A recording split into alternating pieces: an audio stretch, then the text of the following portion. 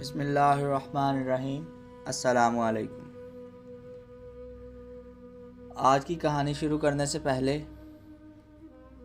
ایک دفعہ سب اپنی آنکھیں بند کر کے تصور کریں کہ دنیا میں نہ زمین ہے، نہ آسمان ہے، نہ سورج ہے، نہ چاند ہے، نہ انسان ہے، تو آپ کو کیسا محسوس ہوگا؟ آپ دیکھیں گے کہ آپ کو ہر طرف اندھیرا ہی اندھیرا نظر آئے گا، اور انسان سے پہلے جب آپ سوچیں گے کہ کیا ہوگا تو آپ کی جو سوچ ہے وہ محدود ہو جائے گی۔ مطلب آپ کو کوئی چیز نظر نہیں آئے گی، دنیا میں ہر طرف اندھیرا ہی نظر آئے گا۔ بالکل اسی طرح ہماری یہ زمین ایک ویرانہ تھی، سنسان اور تاریک ویرانہ۔ پھر اللہ رب العزت کے حکم سے روشنی پیدا ہوئی اور اندھیرے کا جو طرح دن اور رات پیدا ہوئے، صبح اور شاموں کی حد بندی ہوئی اور ستارے اور سیارے اپنے اپنے کاموں میں لگ گئے۔ اللہ رب العزت نے زمین کو 2 دن میں پیدا فرمایا، زمین کے سینے پر بلند و بالا پہاڑ کھڑے کیے۔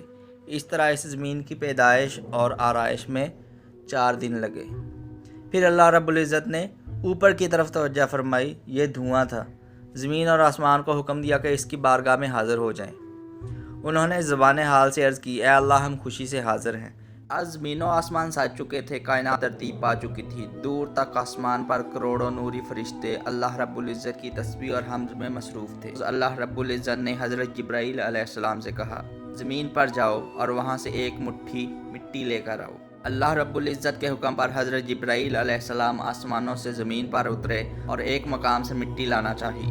یہ وہی مقام تھا جہاں اب خانہ کعبہ ہے۔ زمین خوف سے کانپ اٹھی اور حضرت جبرائیل سے کہنے لگی، اے خدا کے پیارے فرشتے، یہ تم کیا کر رہے ہو؟ حضرت جبرائیل علیہ السلام نے کہا، اللہ رب العزت تیری مٹی سے ایک وجود پیدا کرنا چاہتا ہے جو تجھ پر اس کا نائب بن کر رہے گا۔ یہ سن کر زمین نے پکار کر کہا، اے جبرائیل، یہ خدا کا واسطہ، ایسا نہ کر۔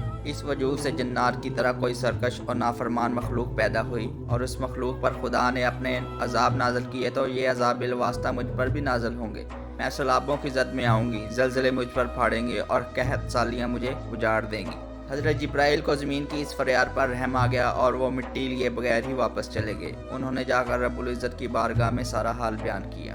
رب العزت نے حضرت میکائیل علیہ السلام کو اس مٹی لینے کے لیے زمین پر بھیجا کہ وہ جا کر وہاں سے مٹی لے کر آئیں۔ جب وہ زمین پر پہنچے تو زمین نے ان کی منت سماجت شروع کر دی۔ یہ دیکھ کر حضرت میکائیل علیہ السلام بھی نرم پڑ گئے اور مٹی لیے بغیر ہی واپس چلے گئے۔ پھر حضرت اسرافیل علیہ السلام اللہ رب العزت کے حکم پر آسمانوں سے زمین نے ان کے سامنے بھی التجا کی۔ حضرت اسرافیل نے لاچار ہو کر اللہ رب العزت کے پاس واپس گئے اور آ کر اپنی معذوری ظاہر کر دی۔ تب اللہ تعالیٰ نے حضرت عزرائیل علیہ السلام کو مٹی لانے کا حکم دیا۔ حضرت عزرائیل علیہ السلام آسمانوں کی بلندیوں سے زمین پر پہنچے اور زمین نے ان کے سامنے بھی منتیں کیں، مگر حضرت عزرائیل نے زمین کی 1000 منتوں اور سماجتوں کے باوجود اللہ رب العزت کے حکم کے مطابق مختلف مقامات سے ایک مٹھی مٹی جمع کی اور عرش معلیٰ پر اللہ تعالیٰ کے حضور پیش کر دی۔ اللہ رب العزت نے کہا، اے عزرائیل، میں مٹی سے ایک پتلا بناؤں گا، پھر اس میں جان ڈالوں گا اور پھر تجھے اس کی جان قبض کرنے پر مقرر کروں گا۔ حضرت عزرائیل علیہ السلام نے عرض کیا، اے اللہ رب العزت، ملک الموت کی حیثیت سے مجھے قابل نفرت جانا جائے گا، تیرے بندے مجھے برا بھلا کہیں گے۔ اللہ تعالیٰ نے فرمایا، ایسا نہیں ہوگا عزرائیل، میں انسانوں کے لیے موت کے بہانے بنا کر دوں گا۔ کوئی پانی میں غرق ہوگا، کوئی آگ میں جلے گا، کوئی بلندی سے گرے گا تو کسی کی موت کا سبب بیماری ہوگی، تجھ پر کوئی بھی الزام نہیں دے گا۔ عزت نے حضرت عزرائیل کی لائی ہوئی مٹی کو مکہ اور طائف کے درمیان ایک مقام پر رکھا اور اپنی قدرت کاملہ سے اس پر بارش برسائی۔ کچھ عرصہ تک یہ مٹی بھیگی ہوئی پڑی رہی۔ پھر اللہ تعالیٰ نے اس مٹی کے خمیر سے حضرت آدم علیہ السلام کا پتلا بنایا۔ 40 برس تک وہ پتلا بے جان و بے حرکت اس مقام پر پڑا رہا، یہاں تک کہ وہ سوکھ گیا۔ اس میں کھنکھناتے ہوئے برتن یا پختہ ٹھیکری کی طرح میں روح پھونکی۔ روح اس تنگ اور مٹی کے پتلے میں جانے سے گھبرائی۔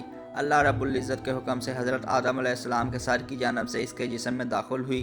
جہاں تک روح پہنچتی گئی، مٹی کا جسم گوشت پوشت میں بدلتا گیا۔ آخر حضرت آدم علیہ السلام کو چھینک آئی اور اللہ رب العزت کے الہام سے ان کی زبان سے الحمدللہ نکلا۔ جواب میں اللہ رب العزت نے یرحمک اللہ کہا۔ جسم میں جان پڑتے ہی حضرت آدم علیہ السلام نے اٹھنے کی کوشش کی۔ اسے دیکھ کر اللہ رب العزت نے فرمایا، خلق الانسان من عمل، انسان جلد باز پیدا ہوا ہے۔